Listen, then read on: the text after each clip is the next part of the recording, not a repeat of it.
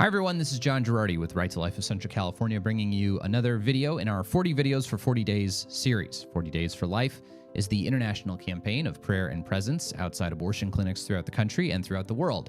If you want to learn more about our 40 Days for Life campaign here in Fresno, get in touch with us at Right to Life of Central California at 559-229-2229. I want to talk today about a development in COVID vaccines. As many of you may know, we at Right to Life of Central California have been pretty active over the last several months in producing educational materials related to the various COVID vaccines that have been out on the market. The basic moral issue involving these vaccines is what relationship these vaccines may or may not have to cell lines that were created from fetal tissue, from cells derived from aborted fetuses. Basically, what happened in the late 60s and early 70s was several researchers wanted to develop lines of human cells to use for research purposes in developing vaccines and other healthcare treatments. They took tissue from aborted fetuses and took some of those original cells, divided them into a cell line, and they keep dividing over the course of decades until today researchers use some of those cells for various kinds of healthcare treatments. Now, the various COVID vaccines had some connection to those cell lines, to one of those cell lines in particular, and this caused pro-lifers a little bit of confusion, a little concern about, okay, well, is it legitimate for us to make use of one of these vaccines because of this relationship to abortion?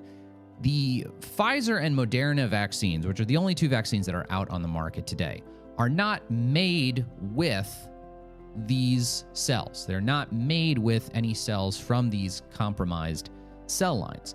They were tested there was some testing done on those vaccines using some of those cells, but this is a relatively much lesser involvement with cells from immoral cell lines. Our position at Right to Life of Central California is consistent with that of the Catholic Church and a number of other large major pro-life Christian denominations throughout the world, which is basically that while the initial acts of abortion that produce those cell lines is grievously wrong, what we're talking about is not the act of abortion itself, but in some way participation after the fact, materially, in some form of evil in a very remote and disconnected way. And basically, while the use of these kinds of cells in vaccine development is not good, the use of these kinds of cell lines in vaccine development is not good, and certainly we should try to use the options that have the least involvement with these kinds of cell lines possible, if that's your only option available to you and you're facing a very serious illness, you're someone who might be very much at risk from a given illness, then it might be legitimate to make use of a vaccine of that sort. In the context of coronavirus, what we have said is that the Pfizer and Moderna vaccines have relatively little connection to abortion. COVID is a fairly serious thing, particularly for older populations. And so what we have encouraged is that for every person to use their discernment to see, if you are someone who may be seriously at risk, then the use of a vaccine such as the Pfizer and Moderna vaccines may not be illegitimate for you. And this position is more or less the position of the Catholic Church and a lot of other major Christian denominations. Well, there's a new vaccine on the market from Johnson & Johnson, which is probably going to be released in the next month or two. And we at Right to Life of Central California would raise additional moral concerns with the Johnson & Johnson vaccine. As I said, the Pfizer and Moderna vaccines are not made with cells from those compromised fetal cell lines. There was some testing using those cells, but they are not made of those cells. The Johnson & Johnson vaccine is actually made with cells from those cell lines. So that constitutes a much greater participation, a much greater involvement in the moral evil of abortion that produced those cell lines.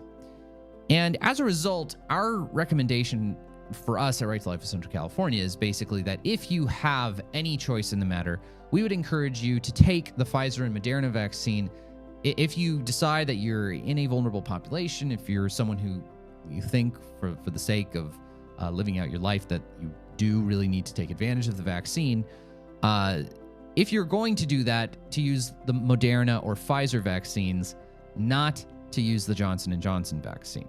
The Johnson & Johnson vaccine, again, has a greater participation and involvement with those cell lines that were originally derived from abortion. And as a result, if you have the option available to you, it really is, this is one of the things that the Catholic Church teaches, that we should try to make use of the option that has the least involvement with the moral evil of abortion possible. So that is our advice to all of you. If you have any choice in the matter, try your absolute best not to make use of the Moderna and Pfizer vaccines rather than the Johnson & Johnson vaccine. For Right to Life of Central California, I'm John Gerardi.